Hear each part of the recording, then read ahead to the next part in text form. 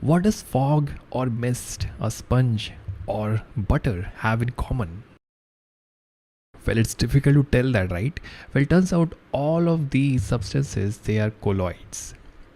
But they are so different from each other, right? So does that mean that there are some types of colloids? Well, turns out yes. And in this video, we will look at all the different types of colloids that there can be. And in this video, we will look at many examples of colloids that we see around us. Alright, so in order to understand different types of colloids, we need to understand the components of colloids. What makes up a colloid? And turns out there are two components. There is dispersing phase, there is dispersing medium. Dispersing phase are the solute-like particles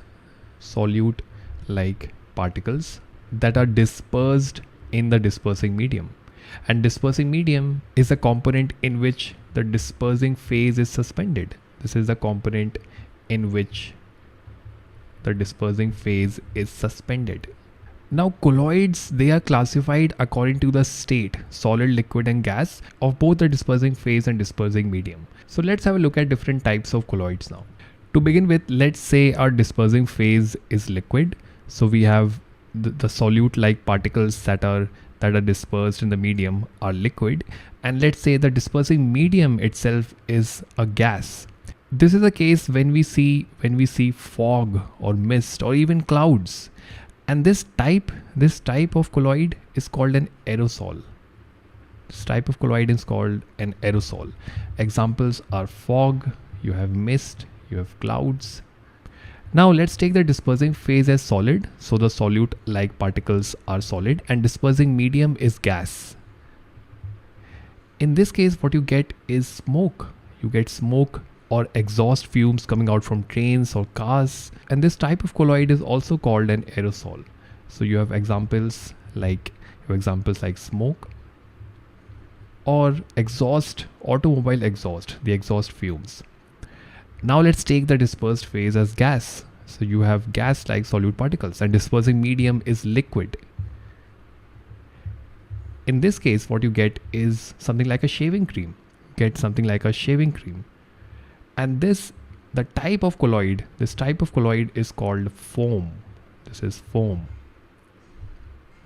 Example is a shaving cream. Now let's take the dispersing phase as liquid and dispersing medium as liquid. Example of this would be milk. Milk is an example of this, and this type of colloid is called an emulsion. So milk is an emulsion. One more example can be face cream. Face cream can be some other example. Now let's take dispersing phase as solid. This is solid, and dispersing medium as liquid. Example of this can be mud, and this type of colloid is called a sol. It's called SOL, a sol. Example is mud. Now let's take dispersing phase as gas and dispersing medium as solid. In this case, you can think about what can you get in this case. So the solute-like particles, they are really gas, so there can be many air spaces, and dispersing medium is a solid, so there can be many air spaces in between a solid. What kind of a substance can this be? So it turns out this is a sponge, right? You have these air spaces in between all the solid over here, and the type is really called a foam. And you have examples like sponge, even rubber. Rubber is also an example. Now let's continue, and now the dispersing phase is liquid. This is now liquid, and dispersing medium is a solid. Here you can get substances like butter or jelly, and this is called a gel. You can get butter, you can get jelly. Finally, let's take the dispersing phase as solid and dispersing medium as solid. So what you get in this case is very interesting. You get something like a gemstone. So you have solid solute-like particles suspended in a solid medium. What you get are gemstones. And the type of colloid is called a solid sol. You had mud under sol as well when the dispersing medium was liquid, because mud is slightly watery, right? Alright, so these are all different types of colloids that you can see around you.